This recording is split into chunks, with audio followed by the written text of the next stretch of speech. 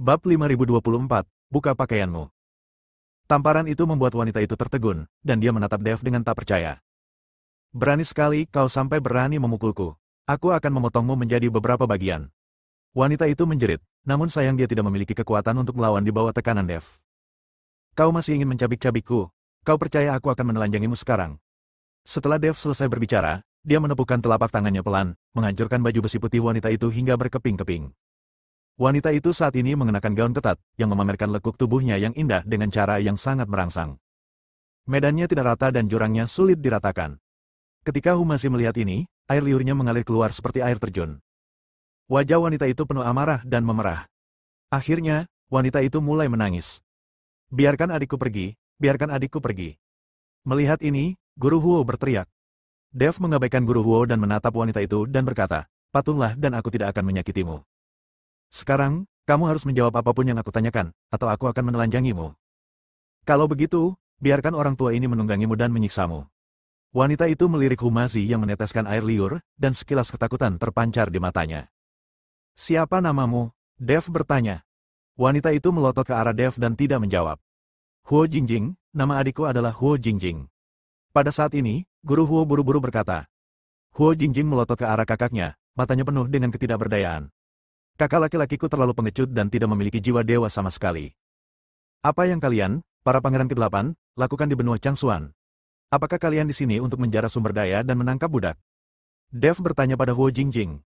Huo Jingjing masih tidak berkata apa-apa, namun Tuan Huo berkata, aku tahu. Kota harimau terbang sekarang sudah diduduki, dan ayah harus mencari tempat baru. Benua Changshuan ini adalah pilihan terbaik. Benua Changshuan cukup besar, dan jumlah penduduknya juga cukup banyak. Yang terpenting adalah benua Changshuan tidak memiliki kekuatan apapun, dan orang yang mengendalikannya hanya berada di level ketiga dari alam abadi longgar, yang benar-benar sampah. Selain itu, tidak ada kekuatan yang mendukung benua Changshuan. Tidak ada master dari benua Changshuan di surga kedua dan surga ketiga. Jadi benua Changshuan adalah yang paling mudah diganggu. Setelah Guru Huo selesai berbicara, puluhan ribu kultivator dari benua Changshuan benar-benar merasa sedikit malu saat ini. Meski kata-katanya kasar dan membuat mereka sangat marah, pada akhirnya itulah faktanya.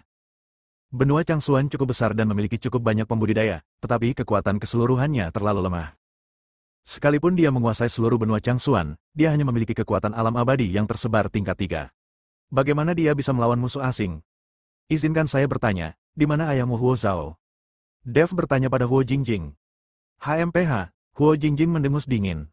Kali ini, Guru Huo tidak punya cara untuk menjawab, karena dia juga tidak tahu. Dia dibawa ke sini dari Rhino City oleh Dev, jadi dia pasti tidak tahu di mana ayahnya berada. "Jika kau tidak memberitahuku, aku akan menelanjangimu." Saat Dev mengatakan ini, dia hendak menelanjangi Huo Jingjing. Mo Qingyun di samping tidak tahan lagi menontonnya. Lagi pula, dia juga seorang gadis. Sekalipun itu adalah kekuatan musuh, terlalu tidak manusiawi untuk memperlakukan seorang gadis dengan cara seperti ini. Namun, sebelum Mo Qingyun sempat membuka mulutnya, tekanan mengerikan tiba-tiba turun dari langit. Para pendeta yang kekuatannya lebih rendah itu semuanya tergeletak di tanah tanpa pertahanan, bahkan ada yang muntah darah dan mati. Huo Zhao terlihat datang dengan kekuatan besar bersama ratusan orang dari 8 istana. "Dev, kamu sangat berani, tolong biarkan putriku pergi. Dan kau berjanji akan membebaskan anakku. Mengapa kau mengingkari janjimu?" Huo Zhao meraung ke arah Dev dengan wajah ganas. Dev menatap Huo Zhao yang sedang marah, namun tersenyum tipis dan berkata, "Tarik kembali tekananmu, atau aku akan menyerang putrimu." Bab 5025, bandingkan. Melihat penampilan putrimu, dia seharusnya masih perawan. Aku hanya tidak tahu apakah dia bisa menahan seranganku. Sambil berkata demikian, Dev memeluk Huo Jingjing dan mulai menyentuh seluruh tubuhnya. "Berhenti." Huo Zhao sangat marah. Namun dia tetap patuh menarik tekanannya, dan semua kultivator dari benua Changshuan pun bernapas lega. Kalau tidak, mereka akan tertimpa tekanan sampai mati oleh Huo Zhao. "Dev, kamu telah melakukan hal yang memalukan di depan banyak orang. Apakah kamu tidak merasa malu?" Huo Zhao menahan amarah di hatinya dan bertanya pada Dev. "Saya tidak perlu malu. Saya tidak mencuri atau merampok. Saya tidak seperti Anda, yang suka menindas yang lemah, merampas sumber daya, dan menduduki wilayah orang lain. Bukankah kalian semua sangat sombong di kuil? Bagaimana kalian bisa begitu bangga dengan sumber daya di tempat seperti benua Changshuan?" Dev menanyai Huo Zhao. "Ini bukan urusanmu. Jika kau membebaskan putra dan putriku sekarang, aku tidak akan melanjutkan kebencianmu terhadap kuil," kata Huo Zhao. Setelah mendengar ini, Dev tertawa dan berkata, "Jangan menyombongkan diri. Kamu hanya penguasa istana ke-8. Bisakah kamu menjadi penguasa kuil?" Jika saatnya tiba, aku akan memecatmu, penguasa istana ke-8. Kau bukan siapa-siapa, dan kau hanya seorang yang sombong. Kamu, wajah Huo Zhao penuh amarah dan dia dicekik oleh Dev. Huo Zhao juga tahu bahwa dia, sebagai penguasa istana ke-8, tidak memiliki banyak kekuasaan. Bahkan di kuil, dialah yang terakhir. Terutama setelah dia dipanggil kembali ke alam surga oleh keturunan keluarga Huo dan kembali dalam keadaan terluka, dia diejek oleh semua orang di kuil. Berbagai sumber daya yang dikeluarkan kuil juga mulai dikurangi ke 8 istana. Huo Zhao tidak punya pilihan lain, jadi dia membawa 8 istana ke surga pertama, menduduki kota Feihu, dan menggunakan kota Feihu untuk menjara sumber dayanya.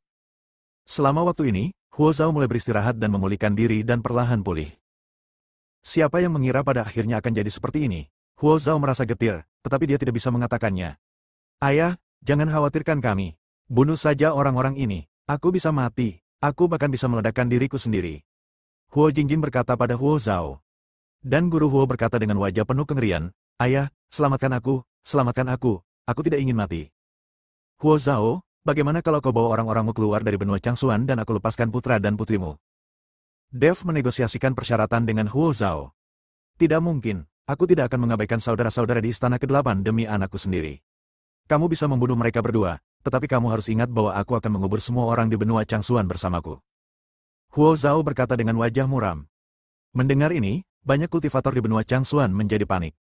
Dev juga mengerutkan kening. Dia bisa menghindari kejaran 8 istana, tapi ada begitu banyak orang di benua Changsuan sehingga Dev tidak punya cara untuk menyelamatkan mereka. Wajah Mo Qingyun juga penuh dengan kegugupan saat ini. Dia berjanji pada sahabatnya Lan Lianhua, tetapi jika pada akhirnya istana ke-8 langsung membantai benua Changsuan, Mo Qingyun sendiri akan merasa itu tidak dapat diterima. Mo Qingyun memandang Dev dan saat ini hanya bisa menaruh semua harapannya pada Dev. Lihat bagaimana Dev bernegosiasi dengan Huo Zhao. Huo Zhao, berhentilah menyombongkan diri. Kau adalah lawanku yang kalah. Aku bisa mengalahkanmu di alam surga, dan aku juga bisa mengalahkanmu di sini. Apakah kamu berani bersaing denganku? Jika kamu kalah, segera pimpin orang-orangmu untuk mundur dari benua Changsuan. Jika aku kalah, aku akan segera melepaskan putra dan putrimu dan tidak akan pernah ikut campur dalam urusan benua Changsuan.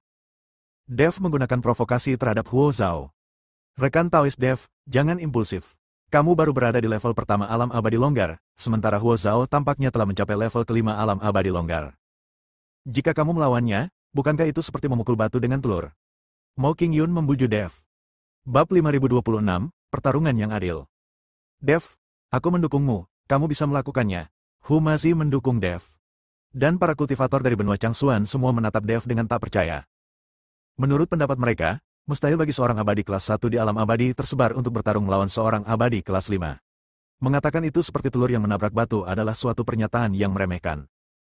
Meskipun kekuatan Dev yang baru saja ditunjukkan sangat kuat, kesenjangan antara kedua alam itu terlalu besar. Baiklah, aku akan bertanding denganmu. Sepertinya jika aku tidak menunjukkan keahlianku, kau tidak akan tahu berapa banyak mata yang dimiliki Raja Kuda. Huo Zhao melangkah maju, tekanan yang mengerikan pun menyelimuti dirinya. Dev tersenyum dingin dan dengan lambaian tangannya, dia mematahkan tekanan yang mengerikan itu. Dev meminta Mo Qingyun untuk mengawasi Huo Jingjing dan tidak membiarkannya melarikan diri. Alasan mengapa Dev tidak berani membiarkan Hu Mazi menjaga Huo Jingjing adalah karena dia takut Hu Mazi akan kehilangan kendali dan menyiarkan situasi tersebut secara langsung di depan puluhan ribu orang, yang akan menimbulkan masalah. Dengan emosi Huo Jingjing, dia mungkin akan meledak saat itu juga. Dev, memegang pedang pembunuh naga, melompat ke udara dan menghadapi Huo Zhao dari kejauhan. Lakukan gerakanmu. Dev melambaikan tangan ke arah Huo Zhao. Tunggu sebentar. Huo Zhao melambaikan tangannya dan berkata, Dev, mari kita bertarung dengan adil. Kamu tidak boleh membiarkan seseorang menguasaimu. Jika kamu melakukan itu sama sekali bukan kekuatanmu sendiri. Tidak masalah. Dev mengangguk. Dia tahu bahwa Huo Zhao takut dengan pukulan Raja Iblis Awan Merah, tetapi bahkan tanpa memiliki Raja Iblis Awan Merah, Dev memiliki keyakinan untuk mengalahkan Huo Zhao.